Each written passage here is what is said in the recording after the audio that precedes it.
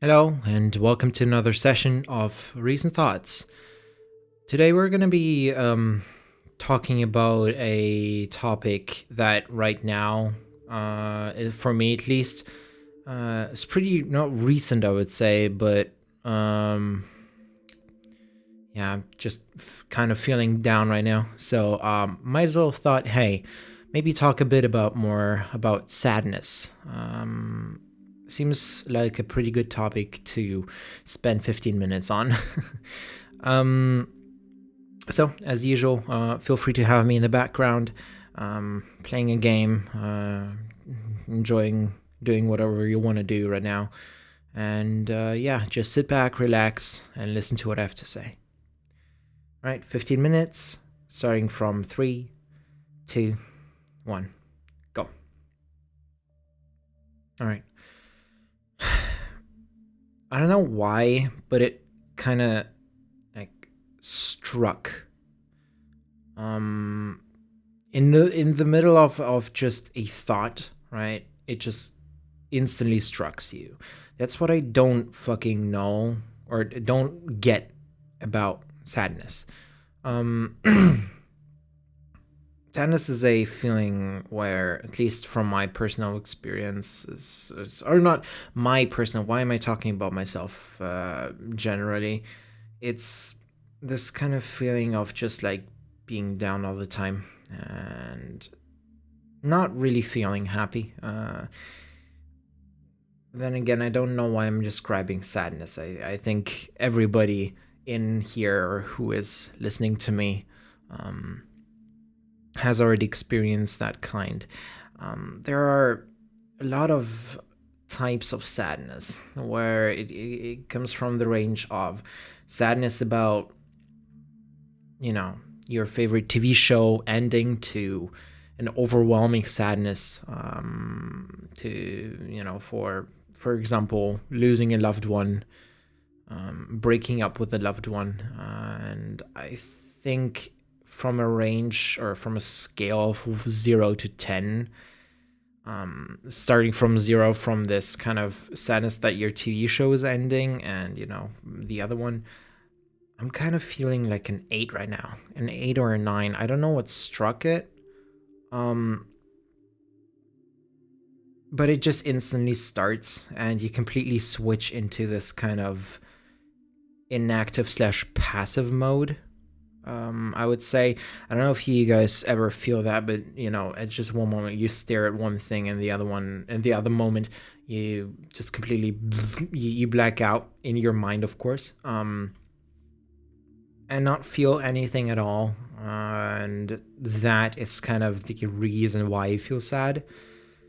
I'm not saying that because I'm depressed or anything. Those days are way over.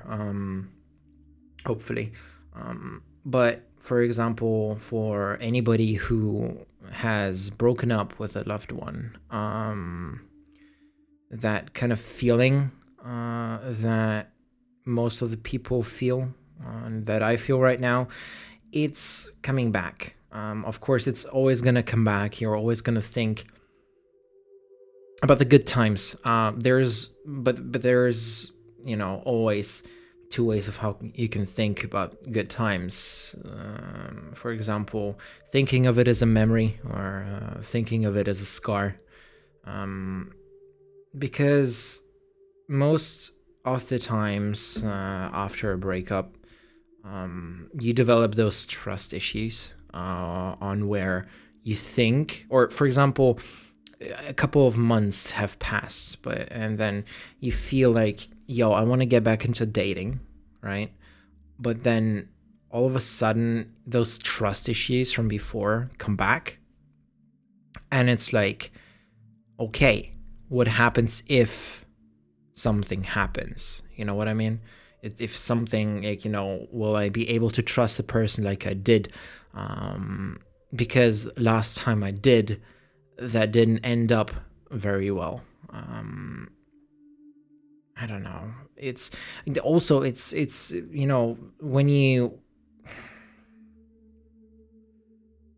personally, for me, some kind of sadness comes along when I see people like this together. just like generally see people together. And I just think, or I mean, at least new people that I see together. And then it quickly goes from a good memory to a bad scar. That's what I would describe it as. It goes quickly from I remember feeling that way to oh fuck, I remember feeling that way. If you know what I mean, and it's hurting. It's very hurtful. I don't know if that's an English word, but whatever. It's painful. I'm retarded, apparently. Of course, everybody needs to feel sad. You can't feel happy all the time. People need to feel sad. People need to be able to cry. That is also a very interesting fact, because most of the people would say that they haven't cried in a very long time, whereas if you suppress that feeling, sooner or later it will get out. It has with me, and it probably will with everybody that's listening to me. It is okay to feel sad from time to time. Life has its ups, life has its downs, but it's just when you are in this down, it's hard to resist staying at that low, especially if you're mentally not stable, especially if that wound is still fresh. Trying to get out of that low is very, very hard. I mean, for me, it already was ages ago, but I still remember not being able to get out. For me, it's been the longest time. If you think about it, or if you think about the general, model of the 5 stages of grief, the fourth one, depression, is the one that's longest, and I really feel like it has been. Not because it's a phase that you realize you have, but because you don't. And it has been one of the longest mourn phases or something that I and probably everybody else here has ever had. Because the initial sting is the initial sting. Of course, you're going to feel bad, but thinking about it makes it worse, especially over time. And I'm not speaking about weeks, I'm speaking about months, I'm speaking about semesters, 6 months, a year, or something like that. For me, for example, the last relationship I had, it took me about 1 year, or maybe more even, to get out of that hole and better myself. It's been really hard, but eventually you do get out of that state. Of course, it's always gonna come back. For example, living example right now. But to kind of get yourself out of that hole, you have to think that, or you have to kind of tell yourself, hey, I've already been through this and it's not as bad.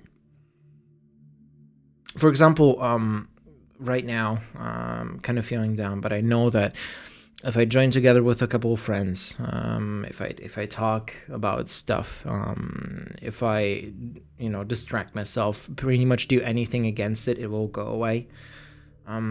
It's just I can't help feeling sad at sometimes, and that is completely normal. It's completely natural, and people should know and realize that. It's always gonna be hard, and you're always gonna be, gonna feel sad at any point in your life. But for example, talking about it is a thing that people rarely realize helps most. Because the more I speak about it, for example, right now, the more I feel like this is kind of the therapy for me to get out of that hole. Um, it's and it's called how's it called?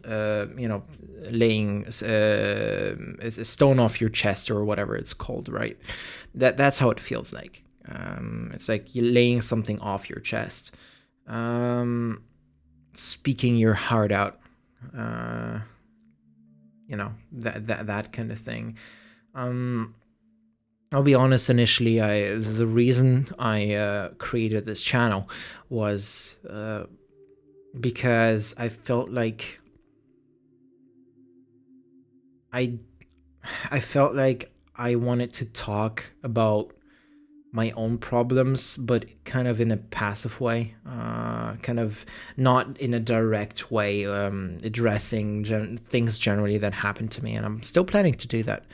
Um, but most importantly, I just didn't want to bother anybody, because at the end of the day, these are my feelings. I should be able to deal with them.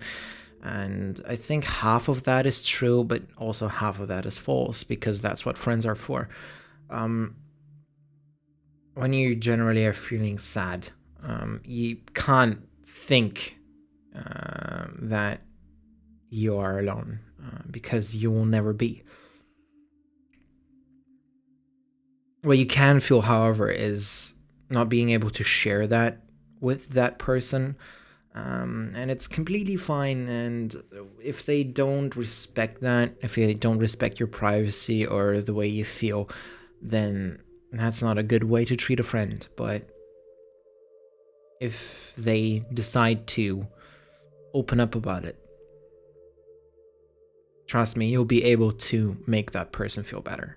And I'm probably going to end up talking to friends right after this recording.